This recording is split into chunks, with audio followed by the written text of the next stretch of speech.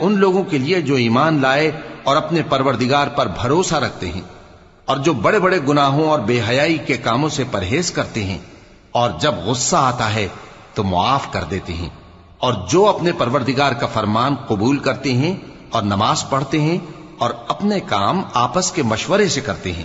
اور جو مال ہم نے ان کو عطا فرمایا ہے اس میں سے خرچ کرتی ہیں، اور جو ایسے ہیں کہ جب ان پر ظلم و زیادتی ہو تو مناسب طریقے سے بدلہ بھی لیتی ہیں، اور برائی کا بدلہ تو اسی طرح کی برائی ہے، مگر جو درگزر کرے اور معاملے کو درست کر دے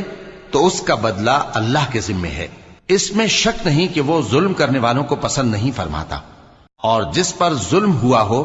اگر وہ اس کے بعد انتقام لے لے تو ایسے لوگوں پر کچھ الزام نہیں۔ الزام تو ان لوگوں پر ہے جو لوگوں پر ظلم کرتے ہیں اور ملک میں ناحق فساد پھیلاتے ہیں، یہی لوگ ہیں جن کو تکلیف دینے والا عذاب ہوگا۔